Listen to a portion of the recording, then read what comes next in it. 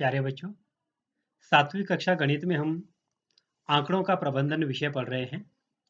अभी तक हमने किया माध्य, माध्यक और बहुलक क्या होता है और आंकड़ों का माध्य, माध्यक और बहुलक हम कैसे निकालते हैं।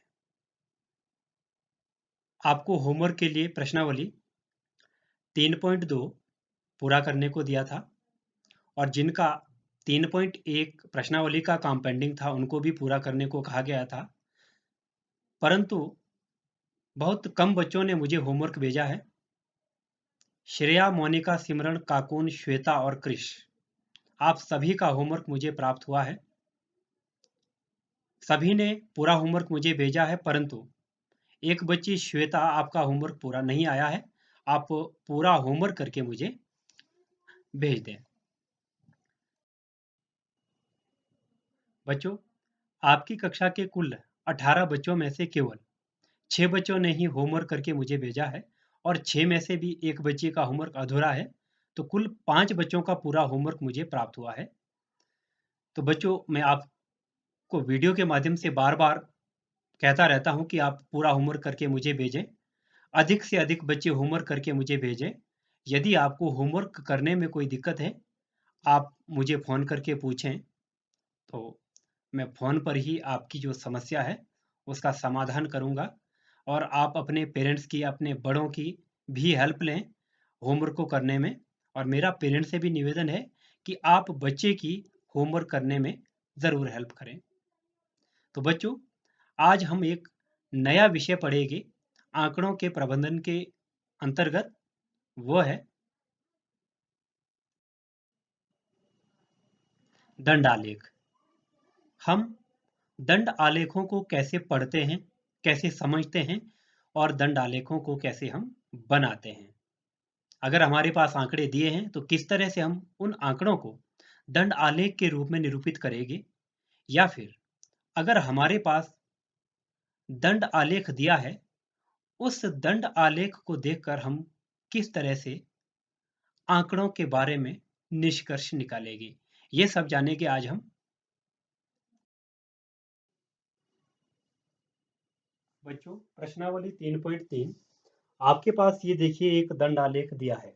ये आपकी बुक में दिया है, मैंने यहाँ बनाया है।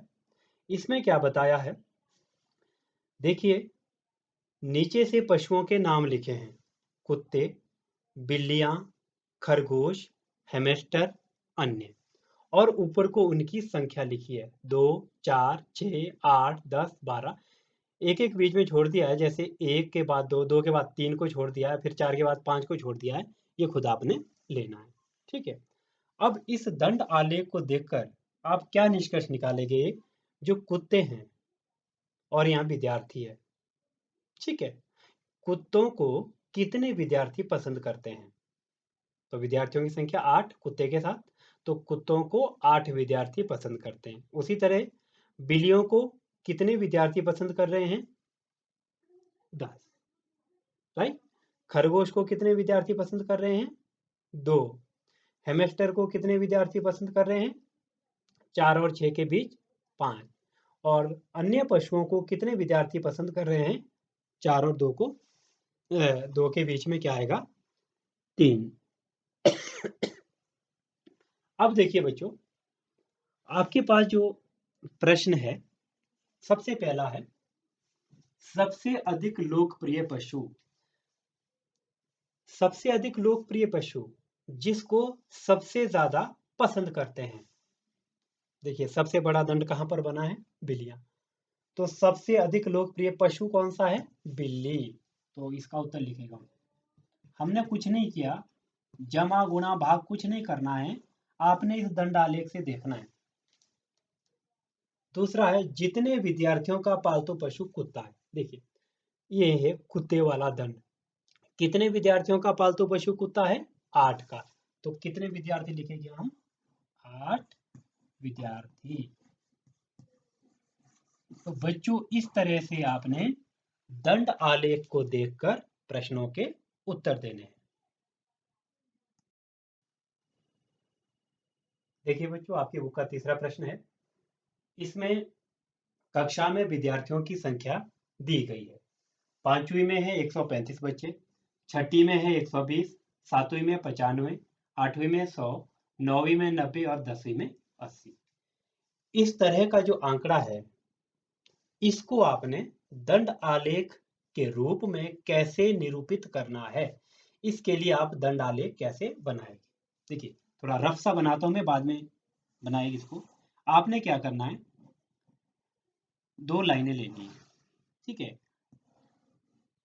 एक आपने आगे को लेनी है, एक ऊपर को लेनी है, ठीक है। अब जो कक्षाएं हैं वो आप इधर को लिखेंगे, कक्षाएं इधर को कक्षा होगी और ऊपर को क्या लिखेंगे, विद्यार्थी, ठीक है। कक्षाएं सारी लिखेंगे। जैसे पहला दंड बनेगा पांचवी कक्षा का, यहाँ बनेगा छठी कक्षा का, फिर सातवीं का, आठवीं का, नौवीं का, 10वीं का, और ऊपर को संख्या लिखेंगे। अब यहाँ संख्याएं बहुत बड़ी बड़ी है, तो हम क्या करेंगे, हम करेंगे अब 10 20 30 अगर लेते हैं तो 120 हमको लेनी पड़ेगी कितनी, 12।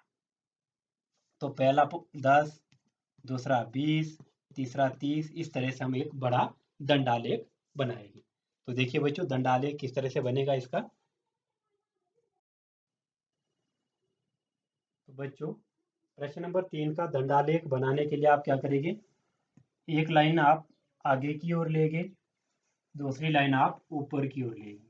जो आपने आगे की ओर लाइन ली लेफ्ट से राइट की ओर, उसमें आपने कक्षाओं के दंड बनाने। पहली कक्षा पांचवी है, दूसरी छठी, ये छठी के लिए दंड, सातवीं, आठवीं, नौवीं, 10वीं।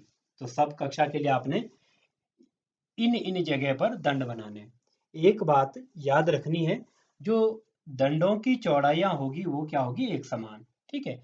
जितना चौड़ा दंड पहला है उतना ही दूसरा, उतना ही तीसरा, चौथा, पांचवा, सभी दंड।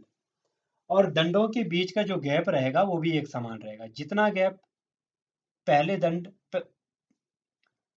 पहले दंड के लिए है उतना ही दंड गैप पहले और दूसरे के बीच, उतना ही दूसरे और तीसरे के बीच, यही क्रम चलता रहेगा।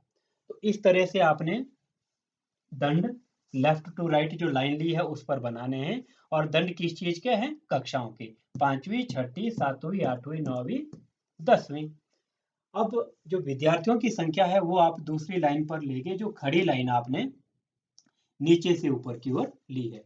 अब इस पर जो पॉइंट है, देखिए 135 सबसे बड़ा मान है, तो मैंने 10 10 के लिए हैं, 10 20 30 40 50 60 70 80 90 100, 110 120 130 140। तो 135 का आता है 130 और 140 के बीच में। अब देखिए सबसे पहले पांचवी कक्षा में 135 विद्यार्थी है, तो जो पांचवी वाला दंड है, ये वाला दंड कहाँ तक जाएगा, ये 135 तक, यहाँ तक जाएगा ये। तो यहाँ तक आपने इसको बनाना है।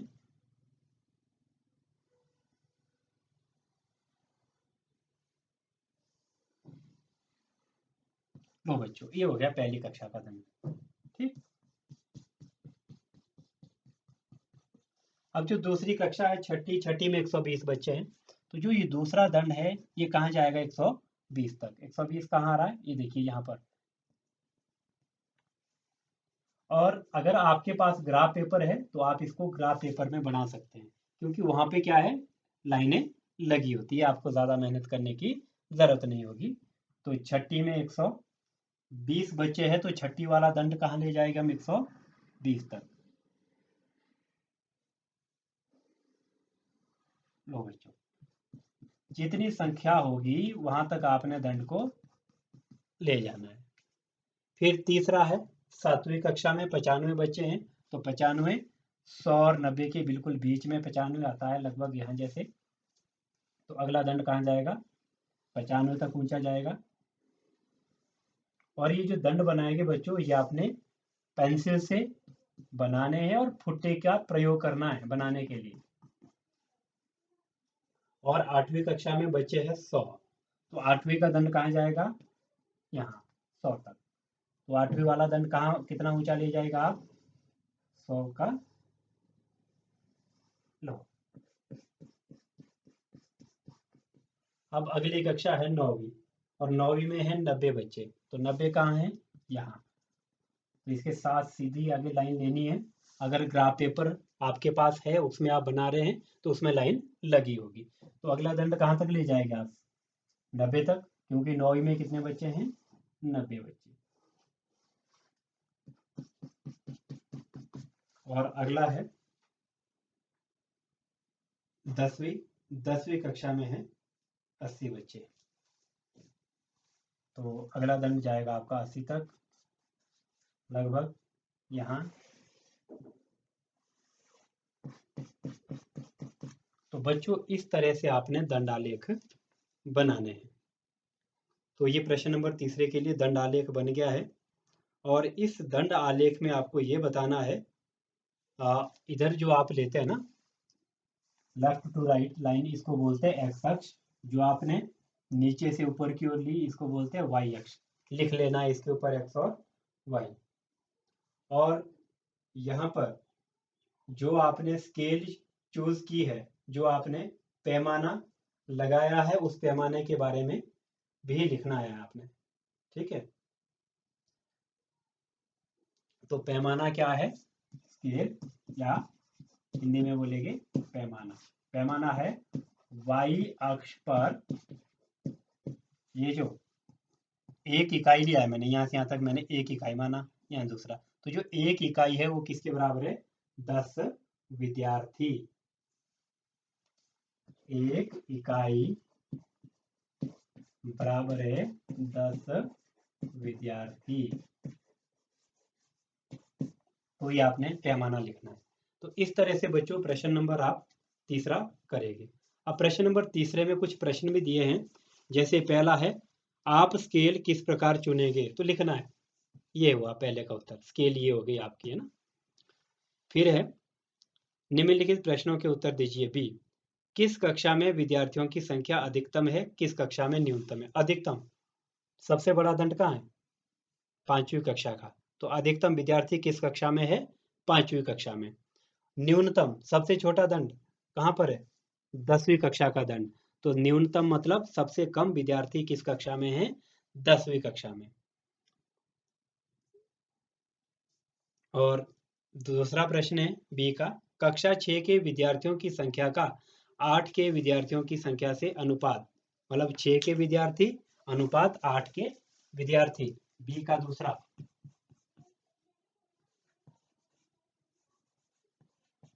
छठी के विद्यार्थी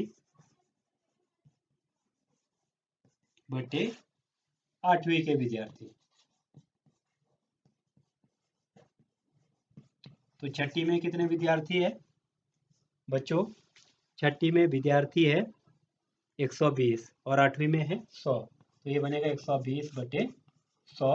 काट लीजिए इसको, 6 दूने 12, 5 दूने 10। तो अनुपात क्या आया? 6:5। तो इस तरह से आप अनुपात ज्ञात करेंगे। तो बच्चों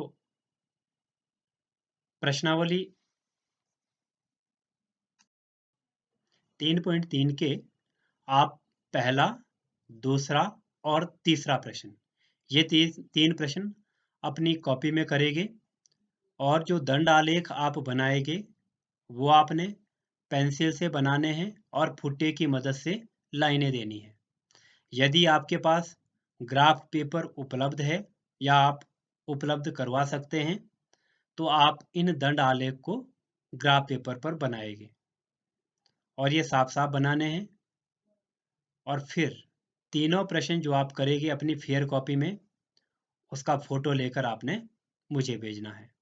तो आप आज ये 3 प्रश्न करेंगे, प्रश्न नंबर पहला, दूसरा और तीसरा, प्रश्नावली 3.3 का। तो आज के लिए इतना ही।